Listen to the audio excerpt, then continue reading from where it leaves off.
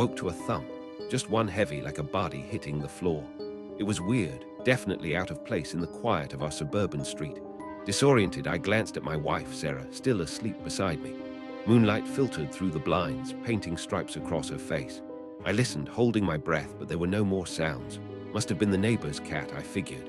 I closed my eyes, trying to drift back off, but a nagging unease settled in my stomach. Something felt wrong. Another thump, louder this time, followed by a low growl. This wasn't any cat I'd ever heard. Fear shot through me, cold and sharp. I sat up, heart hammering. "Sarah," I whispered, shaking her gently. "Sarah, wake up." She stirred, mumbling something unintelligible. Another growl closer now, accompanied by a scratching at the front door. My blood ran cold. That wasn't an animal scratching.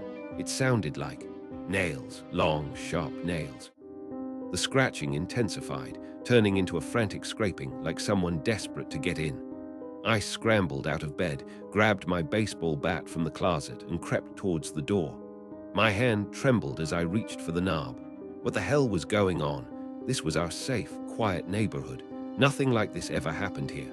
I peered through the peephole. My breath hitched. A pale face, contorted in a snarl, pressed against the peephole. Eyes, blood red and wild, stared back at me. It wasn't human. It was monstrous. The snarling turned into a piercing shriek, and the door rattled violently under a renewed assault. I stumbled back, dropping the bat. Sarah screamed. The door splintered. We were trapped. It burst through the remnants of the door, a blur of pale flesh and ragged clothes. Not one, but three of them. Their eyes glowed in the darkness, fixated on us. They moved with unnatural speed, inhumanly strong. They were vampires, real, actual vampires in my house. The nightmare was real. We scrambled back, adrenaline pumping through my veins. I grabbed Sarah's hand, pulling her towards the window. We had to get out, but they were fast. One lunged, its fangs bared, a grotesque parody of a smile twisting its lips. It landed on Sarah, its claws digging into her arm. She screamed again, a high-pitched, desperate sound that tore through me. I kicked out, connecting with its ribs, a sickening crunch echoing in the room. It hissed, recoiling slightly, but its grip on Sarah tightened. The others were closing in, their eyes burning with predatory hunger. We were outmatched, outnumbered. I had to do something, anything. I grabbed a lamp, swinging it wildly, connecting with another vampire's head. It staggered, but didn't fall. These things were relentless. They swarmed us, a flurry of claws and teeth. Sarah's screams turned into choked sobs. I fought back, landing blows, but they were too many. One sank its teeth into my neck, a searing pain exploding through me. I felt a strange, chilling numbness spread through my body. My vision blurred. I fell to my knees, the world tilting around me. Sarah's screams faded into the background, replaced by a low, guttural growling. I looked down at my hands. They were changing, pale, gaunt, the skin stretched tight over the bones. My fingernails lengthened, sharpening into claws. I could feel a terrifying hunger rising within me. I looked up at Sarah. Her eyes were wide with horror, not at the vampires, but at me. I opened my mouth to speak, but a guttural growl escaped my throat. The hunger consumed me. I lunged. The world became a blur of red and black. I remember the taste of blood, the metallic tang filling my mouth, the screams, the satisfying crunch of bone, the hunger finally sated. Then a strange clarity. I looked down at my hands, now stained crimson, at Sarah's lifeless body lying at my feet. What had I done? Horror washed over me, a wave of nausea and regret. The other vampires gathered around me, their eyes no longer predatory but welcoming. One of them, the one that had first bitten me, placed a hand on my shoulder. "Welcome," it rasped, a chilling smile spreading across its face. "To the family." I looked at them, at my reflection in their blood-red eyes. I was one of them now, a monster, trapped in this nightmare forever. And then I heard it, another thump from upstairs, my son's room. The hunger, barely quenched, flared anew.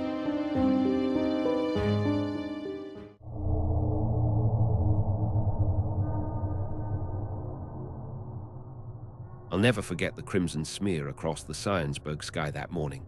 It wasn't a sunrise, not really. More like the sky was bleeding. It was the kind of red that stained your eyes, clung to the back of your throat. We'd had strange sunsets before, pollution from the nearby factory town, they said. But this was different. This felt wrong. I was just a kid then, sitting on my porch swing, watching the world turn a color it wasn't supposed to be. My grandmother, bless her soul, always said Syonsburg was a town with secrets. Secrets that whispered in the fog that rolled in off the lake. Secrets that hid in the shadows of the old Victorian houses. She used to tell me stories about the founders, about how they made a pact with something ancient, something hungry. I'd always dismissed them as old wives' tales, the ramblings of a woman who'd seen too many Syonsburg winters. The shadow solidified, resolving itself into a figure. Tall, gaunt, dressed in what looked like antique clothes. His face was obscured by the fog and the strange, unnatural light, but I could feel his eyes on me. They felt like ice, boring into my skin. I wanted to scream, to run, but I was frozen, rooted to the spot.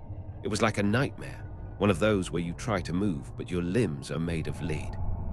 He spoke, his voice a dry rustle, like dead leaves skittering across pavement. "Lost little lamb," he rasped. The words hung in the air, thick and cloying. I shook my head, unable to speak, my voice caught somewhere between a sob and a scream. He took a step closer, and I saw it then, the glint in his eyes, the unnatural sharpness of his teeth. They were too long, too pointed. My grandmother's stories flooded back, tales of blood and shadows, of bargains made and broken. This wasn't just a stranger. He smiled, a slow, predatory curve of his lips, and the glint I'd seen before resolved itself into something sharp, something metallic.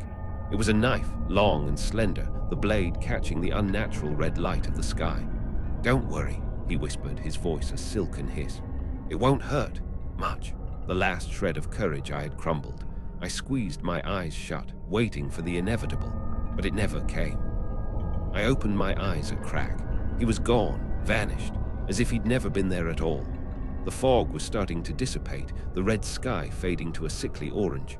The silence, however, remained heavy and oppressive. I stumbled back into the house, my heart pounding, my mind racing. Where had he gone? What did he want? I found my grandmother in the kitchen, her face pale, her eyes wide with a terror that mirrored my own. "He's here," she whispered, her voice trembling. "He's come for us." I didn't need to ask who he was. We both knew. The stories, the secrets of Syonsburg were no longer just stories. They were our reality. The days that followed were a blur of fear and paranoia. Every shadow seemed to hold a threat, every whisper of wind a sinister message. We boarded up the windows, locked the doors, but it felt like a futile gesture. We were trapped, not just in our house, but in Syonsburg itself. The town had become a prison, the red sky its bars. People started disappearing. At first, it was just whispers, rumors circulating in the hushed tones that had become the new normal in Syonsburg. Then it was families packing up in the dead of night, their faces etched with a fear I knew all too well. They were the lucky ones. They escaped. One morning, I woke up to find my grandmother gone. Her bed was empty, the covers cold. There was a single blood-red rose lying on her pillow. It was the same shade of red as the sky that first morning. I knew then that she wasn't coming back. He had taken her. I was alone. The last one left in our house, maybe the last one left in Syonsburg. The silence was deafening, broken only by the occasional creak of the old house and the frantic thump of my own heart. I knew I couldn't stay. I had to escape. Under the cover of darkness, I slipped out of the house. The streets were deserted, the houses dark and empty. The fog was thick, swirling around me like a shroud. It was as if the town itself was holding its breath, waiting. I made it to the edge of town, to the old highway that led away from Syonsburg. I looked back at the silhouette of the town against the eternally red sky. I felt a pang of sadness, a sense of loss so profound it felt like a physical ache. This was my home, and I was leaving it behind, forever. As I turned to leave, I heard a noise behind me, a dry rustle like dead leaves skittering across pavement. I froze, my blood turning to ice. I knew that sound. I slowly turned around. He was standing there, tall and gaunt, his face still obscured by shadow, but his eyes, those icy, predatory eyes, burning into me. He smiled, and I saw the glint of metal in his hand. The knife. He raised the knife, the blade catching the light of the perpetually red sky.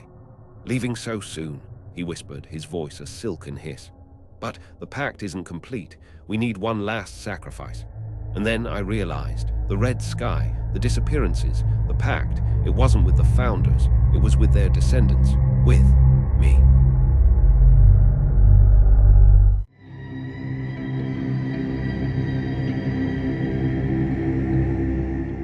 I woke with a gasp, the taste of copper thick on my tongue. Not blood, but something metallic. My head throbbed, a dull echo of some forgotten trauma. The remnants of last night's masquerade ball clung to the air, the faint scent of perfume, the lingering melody of a waltz. But something was terribly wrong. An unsettling silence had replaced the vibrant music, a silence broken only by the rhythmic drip, drip, drip, coming from somewhere in the grand hall. The hallway was eerily deserted. Usually after a ball, the staff would be bustling about, clearing up the debris. But now nothing, just the oppressive silence and that incessant dripping.